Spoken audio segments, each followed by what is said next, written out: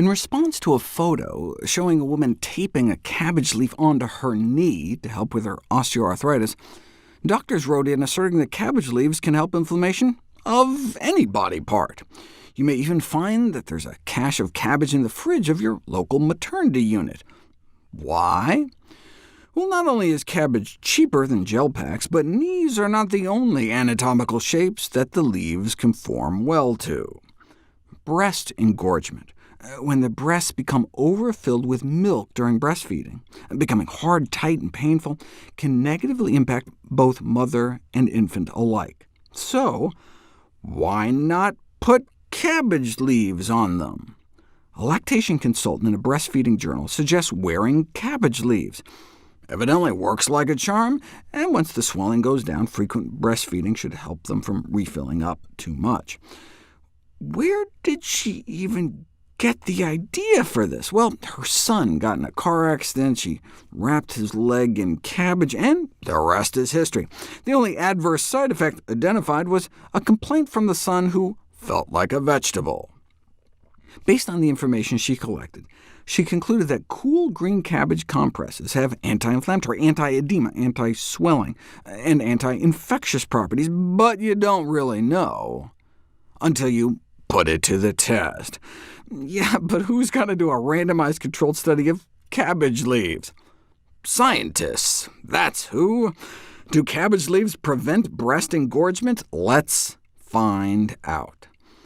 120 women randomized to apply cabbage leaves to their breasts or not, and though the cabbage group tended to report less breast engorgement, the trend was not statistically significant, though one of the big things you care about is premature weaning, and the cabbage group did seem to be able to extend the time they were exclusively breastfeeding.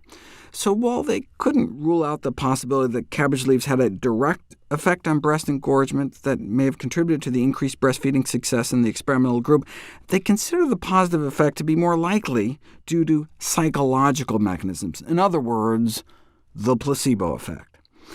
They did weed out some of the true believers, though, as some women refused to join the study out of fear they might end up in the control group and not be able to use them. A similar study, performed recently, found that while adding cabbage leaves to early breast care didn't significantly reduce pain, it did seem to significantly reduce breast hardness. Since it probably can't hurt, some women might want to just give it a try.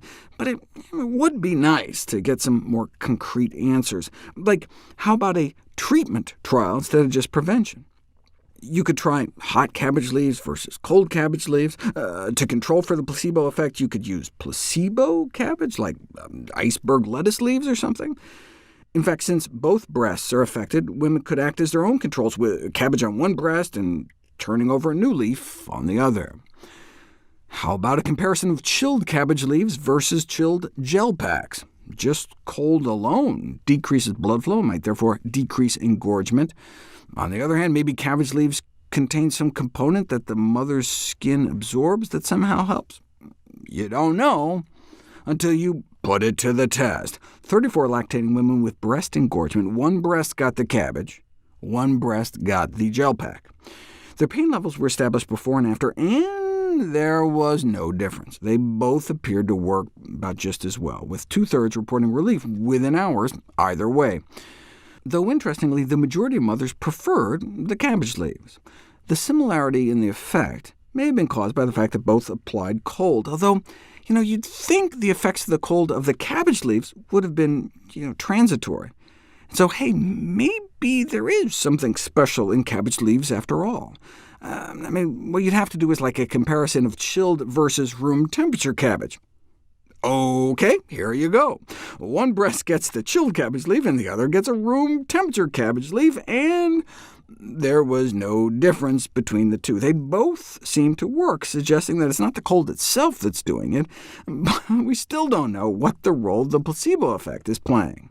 If you were going to design a study to determine if there was some special compound in cabbage that could decrease breast engorgement, what would you do? You could try the iceberg lettuce, but if women heard about the cabbage effect, they might have an expectation bias in favor of the cabbage. Aha! How about using a cabbage leaf extract? Then you can finally do a double-blind experiment where women don't know which breasts are exposed to the cabbage by asking them to rub on a cream containing a cabbage leaf extract versus a placebo cream. They added rose water to both creams to try to camouflage any residual cabbage odor, and no difference in relief. Now, the decrease in discomfort produced by the cream was not as strong as that produced by the real cabbage leaves in the previous studies.